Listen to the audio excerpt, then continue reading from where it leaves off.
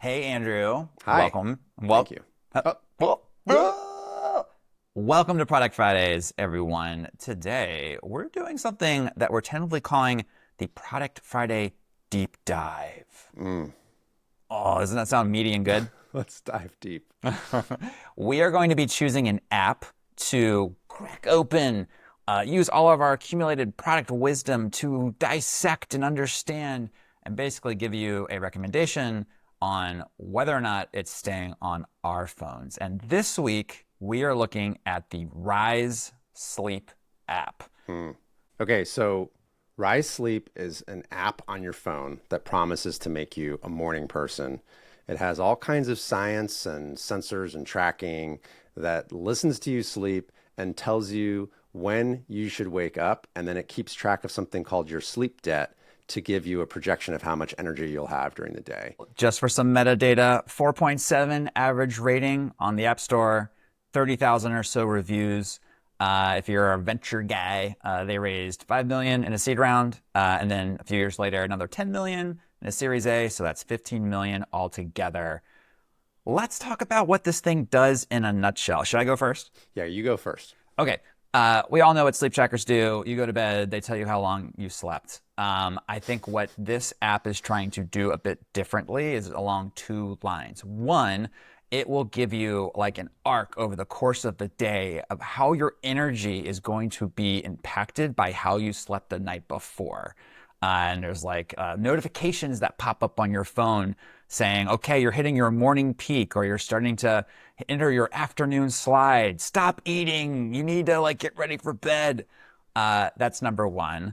But for me, the killer feature, the new thing that it does is it gives me this number that tells me how well I am doing at sleeping, and that is my sleep debt.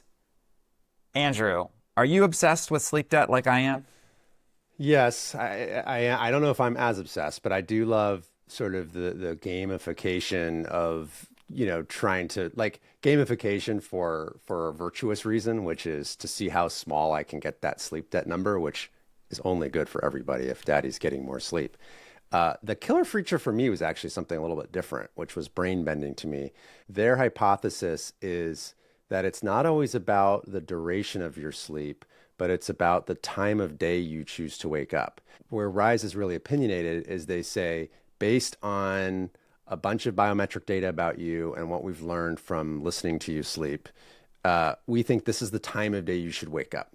And in my case, it was almost absurd to the point where I thought it was a bug. It was like, you should be waking up between 5:20 and 6:20 in the morning. You shouldn't be waking up at 7:30, even though that's more sleep. That's not when your body is most poised to have the best day. And I was pretty skeptical of this. I tried it, and I got to say, it works. And the app, as you said, kind of adjusts to your subtly shifting behaviors. It tells you, okay, your morning grog will end at this time. Your creative peak begins and ends at this time. Your afternoon dip ends at this time. Don't drink coffee after this hour. Stop looking at screens at this hour. And in some ways, it's kind of annoying because it's like a little bit of a school marm that's always telling me what to do. And I've turned a lot of those notifications off.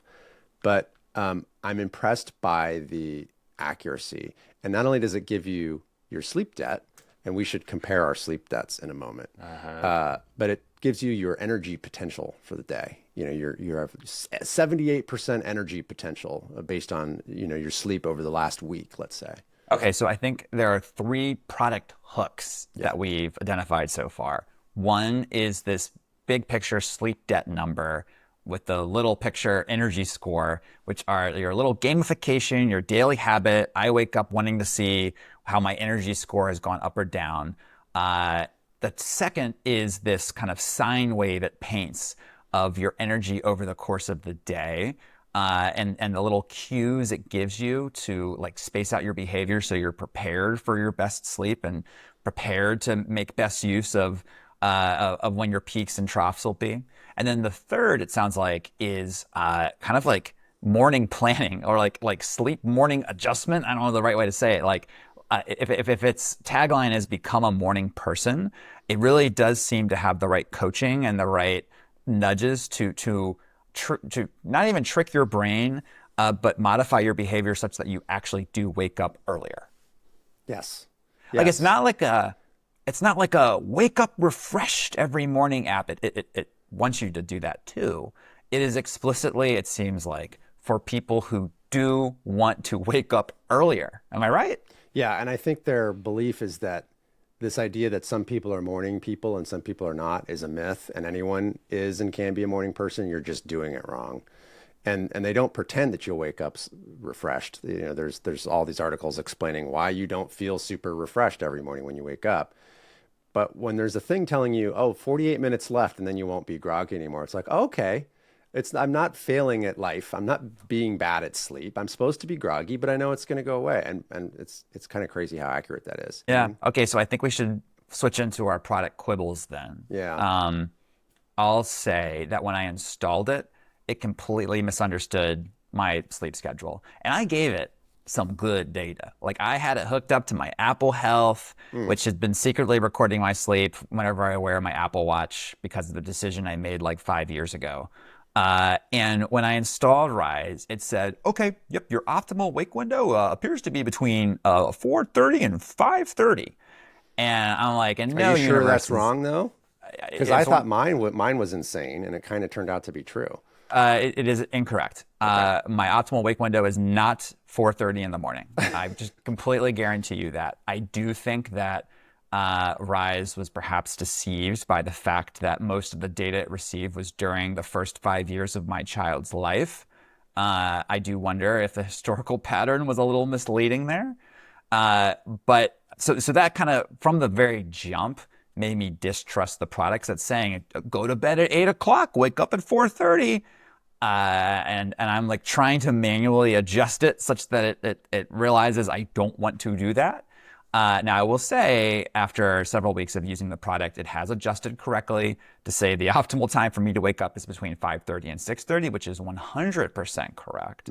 But that was just a complete misfire right off the bat. And I will note that I also find it way more accurate with my Apple Watch than with just my straight up like bedside motion detector or audio. Whenever I forget to wear my watch at night, which is not a habit I have a super like ingrained habit of doing, I always have to go in and like double check and say, oh no, I fell asleep like at least 30 minutes before that. And I mean, listen, it's like 6:40 right now. I did not wake up at 5:08. It's not common that I have problems, but I would say once a week, I need to go in and adjust the times. Well, we should probably explain all the different ways that it can capture your sleep, right? So, I think we agree that the best and most effective way is passively when you're wearing your watch. I find it annoying to wear a watch to bed, but I love the data. And so I've experimented with really trying for that habit. I actually looked into the Aura ring for this purpose because Yeah. it's like this passive device that lives on your finger and there's no screen and it just works. And first of all, they're very expensive. They're like $450. Yeah. Second of all, there's a subscription fee, which I think is crazy. And third of all, battery life is not that good, apparently. It's like 2 or 3 days, which is better than a watch. But I assumed it would be like a Kindle, like weeks. Okay, so there's the watch. The way that I primarily have done it is the motion detection when it's next to your bed, which I think you said has not worked so well for Not you. great for me. I don't know how it works as well as it does because I have checked the data and there have been times where I was like, oh, the phone definitely didn't know because of some variable that changed. And it always knows. Now, the downside is you have to sleep with the phone next to your bed, which I know a lot of people do. I don't like doing that. The other way I've tried it is where it uses microphones. It's generally considered the most effective, but it still requires the thing to be next to your head while you sleep. And you have to tell it when you start sleeping or it won't work. It won't know. But I have found that when I do remember to tell it that I start sleeping and it does the audio, like to a T, even the times when I had the dog woke me up in the middle of the night to go to the bathroom and it accommodated that 18-minute window or whatever it was. But yeah, I do think the holy grail for this technology is the truly passive, truly accurate, I never have to think about it sleep tracking, but it's still pretty dang good. Oh, it's good. I mean, the clear answer here is that we need to get two Apple Watches, our nighttime Apple Watch and our That's right. daytime Apple Watch. I Yeah. mean, that's the way to do it. Yeah. I will note my other quibble Yeah. is that there's like four tabs along the bottom. I think one is like energy throughout the day, one's your home screen. There are two that I don't think I've ever used except right before getting on this call, which is tools, Yeah. which has like, oh, do you want to have our special sleep alarm? We got this other stuff, and there's a bunch of like pills I could have clicked to You make use things the different. sleep alarm, I assume. I don't No? use the sleep alarm. No, You don't? Well, what do no. you do to wake up? I have my Apple Watch alarm. Oh my gosh, the alarm is so key to the thing. Oh my God. Okay, well, pitch Well, I me. mean, one, it significantly increases the accuracy of the data, but it also does the sleep cycle thing where it wakes you up at the right time in your sleep. It doesn't just wake you up at that time. It's a window, so you wake up feeling more refreshed. I highly recommend it. Okay, I have an alarm clock at home. Her name is my daughter, Oh, who frequently wakes me up before I think Rise would say that I should. okay. So that's the only, I think, reason that I haven't begun to rely on it for that. Got it. I will also say there's another tab called Guidance. And if you click in there, it's full of like thought leadership and little tips about how to sleep better, which provides very little value to me because I'm consuming all that stuff already via like my New York Times subscription and The Verge yelling at me and things like that. Those things were a miss for me. In general, the app is so overwhelming. There is so much going on. When I first opened it, it felt like one of those like it felt like an RPG where it's clearly beloved by super fans who play hundreds of hours of it, but like, oh my gosh, I'm never going to figure out all these mechanics. I find it the design to be like maximalist kitchen sink dog's breakfast, and it gets away with it because it has such a powerful utility. I totally agree. And I feel like, you can see the difference in apps that do have complexity, but like don't shove it in your face until you need it. Like I'm Yes. thinking of an app we both love, which is Flighty, which Yes. is our flight tracking app. And dude, when you put a flight in there, you can keep on scrolling and see all sorts of stuff. You can see where the airplane's been before. You can see how many like storage bins it has. But by default, Flighty just shows you exactly what you need. I think by default, even on that like big home screen, here's your sleep score number page, there's all these little pills and your energy is plus whatever, blah, blah, blah. And here's how much you slept last night. And here's a little tiny sine wave. I agree. Minimalistic is better for 90% of my use of Rise. And let me dig into the stuff if I want. Yeah, the best software is great and easy to use if you've never used it before and you're not a power user, but is also very useful to power users. And I agree that Flighty does that very nicely. And Flighty also has lovely design, by the way. Very true. Okay, so let's talk competitors briefly. I think Yes. the biggest competitor has to be like Apple's native sleep tracking portion of the health app, which is kind of hard to find, to be clear. And very hard to use and weird. And if you just want to like set your alarm, you have to set a schedule and then make it just tomorrow. I don't know why. I don't think they always use the apps that they make after they ship them. But yes, I'm guessing because it's pre-installed on every iPhone in the world, it's probably the most commonly used sleep app. Okay, I'm just looking through. Well, mine that I mentioned earlier was Sleep Cycle, which was kind of a revolution when it came out. I mean, remember, imagine the iPhone's 1 or 2 years old, and somehow this thing can like wake you up at the moment you're always likely to feel the most rested. And they've built all this, they've aggregated all this anonymized data from users around the world to make their product better. If you're coughing, if you're talking in your sleep, it tells you that, oh, you coughed for 6 minutes last night. You talked in your sleep at 2:08. And by the way, you can go back and hit the play button and listen Oh to my it. And God, it's hilarious. terrifying. It even has a way to know, to differentiate between you and your partner in the bed next to you. Also has data like, here is which countries sleep the longest and which countries sleep the shortest. Who goes to bed latest? I think like Saudi Arabia goes to bed latest in the whole world, according to this app. Okay, all right. I mean, yeah, it almost feels like Waze, like, oh, cops ahead, based on other viewers having marked it or something. They're giving you an early warning that a lot of coughing's happening in Connecticut. I guess I just don't know what I would do with that. It's fun trivia. Yeah, it's fun trivia, but that doesn't require any work or input on my part. So it's like free insight. Okay, well, I think it's time for the moment of truth, which is Rise Sleep staying on our phones? You go first. I canceled it during the 30-day free trial before it was going to convert to paid because it was about 70, 80 bucks a year, and it only bills annually.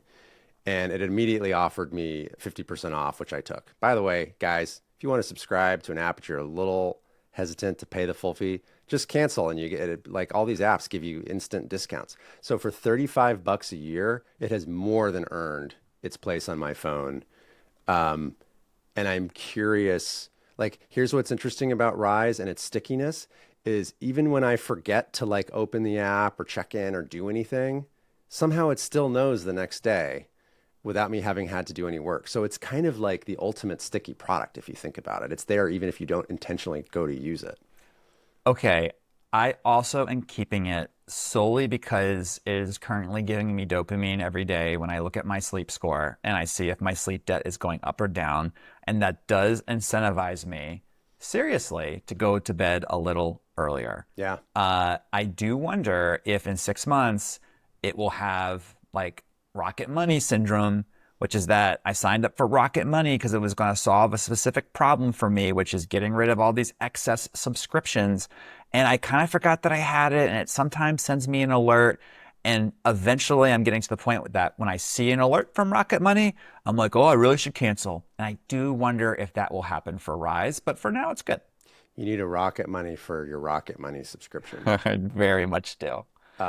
Well, I think to end this conversation, we should compare our numbers. Are you ready? Yeah. Is this too personal for you? No, you can do it. Yeah. Okay. I mean, here I have a notification that my sleep debt ticked up, which makes sense. I am at 1 hour of sleep debt, which on balance is pretty good for me. 95% energy potential, and we're recording this at 10:30 in the morning. And apparently, I'm in my morning peak for another 45 minutes. So we are Oh recording this boy. podcast at the best time for yours truly. Incredible. Your numbers go. Okay, I am at 2.7 hours of sleep debt. Oh, I thought you'd be like -10. You're always so good at I sleeping. am good at sleeping. The problem again is this morning my daughter woke up at 5 o'clock in the morning and then wanted to come sleep in our bed. So if you had gotten to me even yesterday, I would have had a cool like 0.5, 30-minute sleep debt, Yeah. which just goes to show how quickly your sleep debt can go up and also how quickly it can go down. I don't know what my energy is at because I'm using my phone right now for my camera. I'll put it in the group. Cool. Well, I think that does it for Product Fridays. This is the part where we ask people to please be nice and write reviews of Product Fridays, rate us, like us. We get lots of great notes from people saying, I listen to your show every week, but it doesn't mean nothing unless you click one of those little engagement buttons. So it really would help a lot. If you're getting the email on Substack, forward it to someone who might love this. But one more, I will Oh, say that I really enjoyed our little experiment in doing a deep dive. And this was something we thought yeah. of weeks ago. And we're like, will this be anything at all? And I think this conversation was super fun. I would love to get some nominations for our next deep dive app. Yes. Please leave them on either the LinkedIn post we will inevitably do, on a Substack comment here, a YouTube comment, or of course, you can email us too. hello@productfridays.com. All right, Andrew. Happy Friday. Happy Friday.